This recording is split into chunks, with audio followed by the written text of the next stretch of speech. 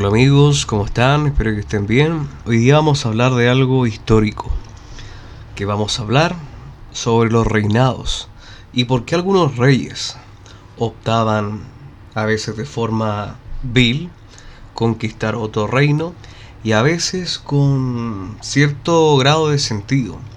Y uno puede decir, pero ¿cómo va a tener sentido esto?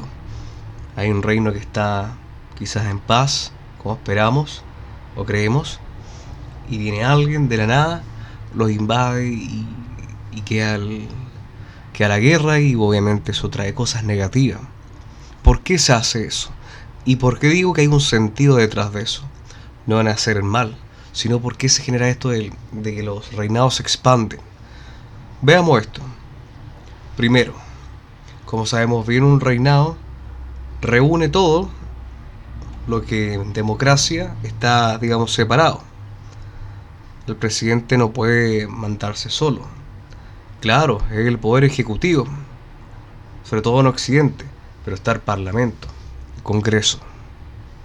Entonces todo tiene que pasar por la Cámara de los Representantes, y hay un juego de tenis que se hace entre las dos partes. También hay cierta injerencia, sobre todo si el plebiscito o la fuerza popular apoya al presidente o al Congreso.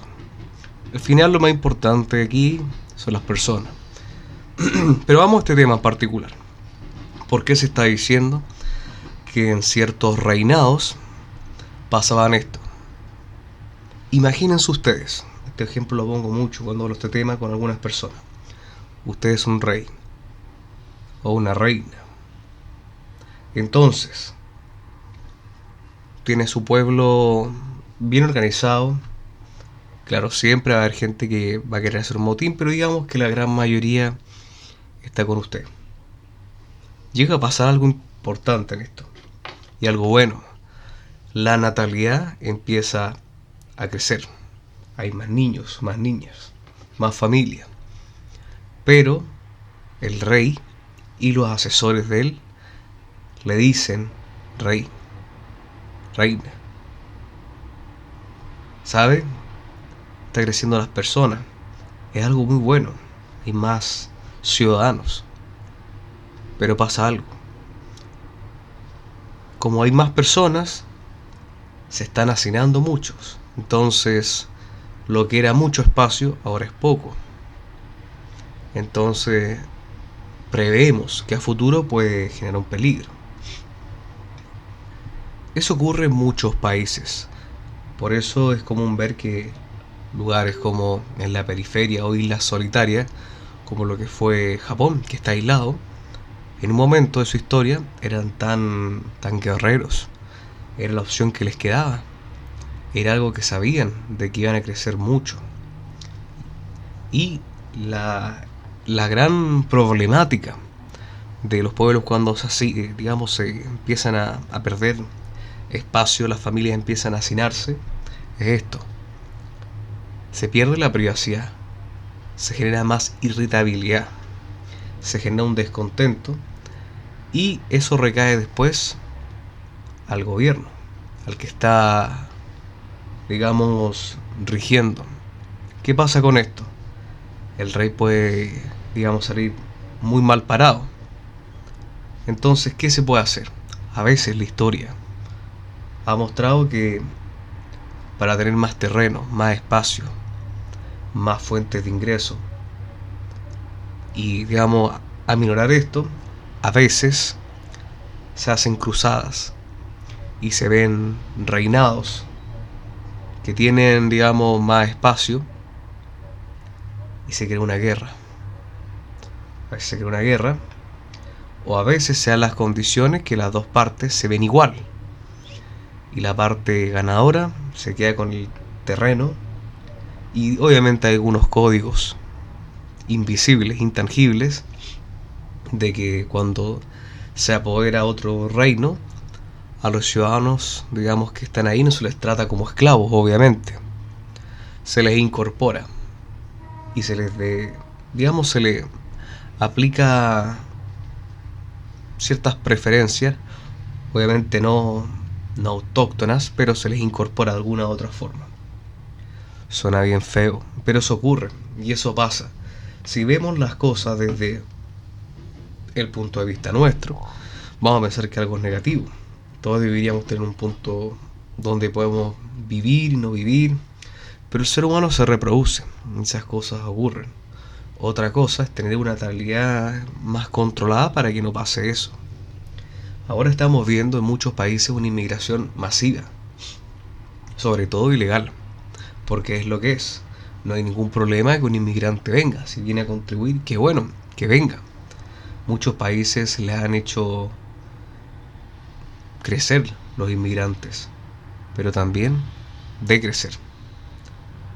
Sobre todo cuando no sabemos si vienen a contribuir, a traer empresas, a traer ingresos, a traer ideas, cultura, que puede ser interesante aumentar el comercio, porque al final el comercio trae bienestar para todos. Pero cuando no está la gente, no se tiene algo que detalle en qué condición van, puede venir alguien que viene a hacer el mal, o un grupo que viene a hacer el mal. Entonces lo que estamos pasando ahora, y por qué quise enfocar este tema, es por la natalidad.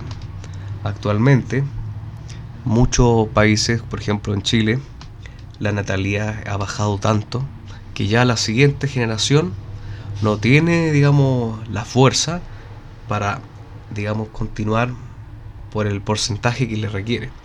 Me refiero a esto.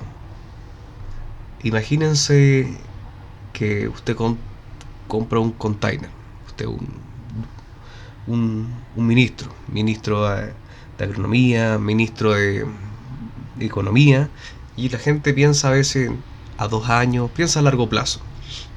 Entonces ocurre esto. Muchas veces la comida que nosotros tenemos, la que consumimos, también hay una que es de reserva. Pasa también la parte económica, siempre hay dinero de reserva por si acaso hay un desastre. En la parte de la natalidad ocurre algo similar. La gente vive y otras personas ya más viejitas trascienden. Entonces las nuevas generaciones tienen que equiparar eso y que esa natalidad, digamos, vuelva a ese, no caiga en un declive y la natalidad suba. En países como Alemania hay más gente viejita que gente joven. Eso es muy peligroso. Por eso hacen medidas para que venga más gente. Medidas a veces como se llama woke, progre, sin importar que personas vengan, ocupando un tema vinculativo de la tolerancia y la empatía. Todas las personas buenas se merecen un grado de empatía y tolerancia. Algunos se ven afectados, pero aún así, para las personas que viven, digamos, dentro del reino, usted me va a entender, necesitamos prevalecer los derechos de las personas que han nacido acá. Los que vienen, hay que tener un poco de observación, constancia y ver las situaciones. Si no, ¿para qué uno está gestionando y organiza? Eso no organizar. Imagínense que a medio de la noche le tocan la puerta y hay 10, 15 personas.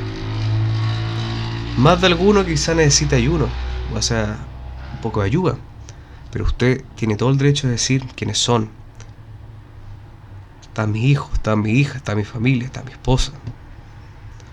Usted le va a preguntar qué hacen acá, a qué vienen, cuál es su situación. Si se lo llevamos al tema de un gobierno, hay que saber cuáles son los motivos. Hay muchos motivos políticos. Y como sabemos bien, a veces para sacar un gobierno, la mejor forma es generar un caos para luego hacer un orden.